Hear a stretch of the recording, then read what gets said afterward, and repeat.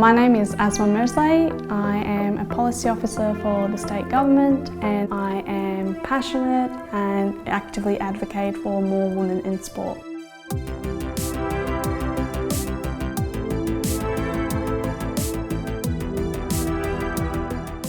I'm originally from Afghanistan, and then I arrived in Australia in early 2007. The transition was obviously very difficult. Coming from a war-torn country to a country like Australia, there was cultural shocks, there was a lot of difficulties in terms of resettling.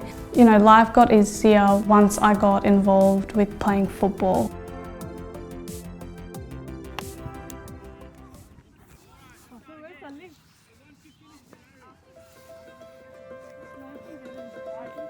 I am a big believer of football being such a powerful tool in addressing social and cultural barriers, as well as addressing some of the stigmas around young Muslim girls playing sport. I think it's a powerful tool in a way that it provides an avenue for girls like myself to collectively come together as a community and come up with solutions on addressing those stigmas that we have to deal with on a daily basis. It was very rare for girls like myself, a young Muslim Afghan girl, to go out and freely play the sport that they love. It has empowered me, mobilised and inspired me to dream big and be the person that I am today.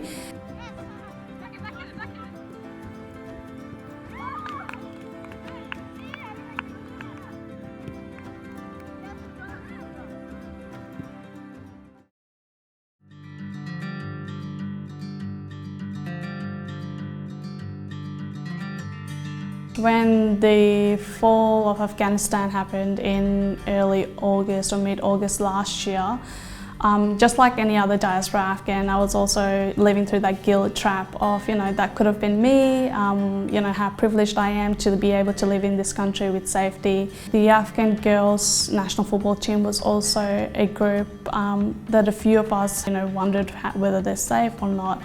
I got notified by some incredible people who worked behind the scene tirelessly to get those girls evacuated from Kabul to Australia. Once I was notified, that's when I got into that mode of now that they are here, I have that ability to help them. How can I help them?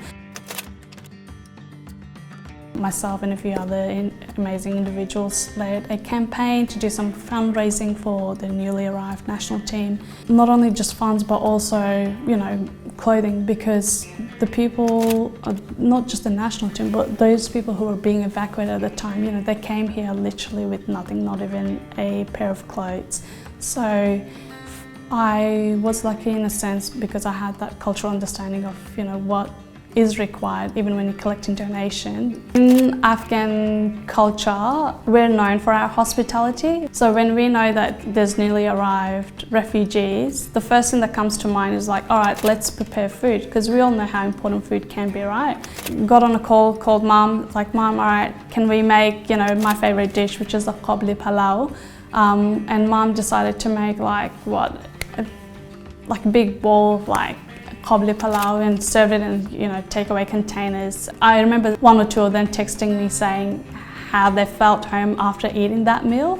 And it might be such a small thing, but when you put it into the big picture, it actually makes a huge difference. When you come to a new country, not knowing anyone, having left your parents back home as well, it is very difficult, and I cannot imagine what those girls went through. Coming to a new country, the first thing that you want is to be able to connect with someone who looks like you, speaks like you, who dresses up like you. You want that. There were days where I was like, okay, this is getting quite chaotic, but at the end of the day, it is quite rewarding because I could have been one of them.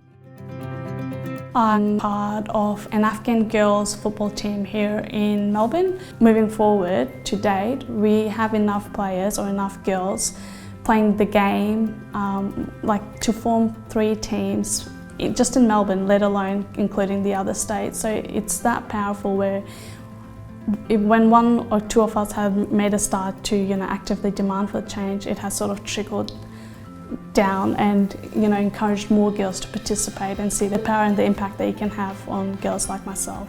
We're now at a stage where girls are, quite ambitious and want to, make it to the top or play, professionally.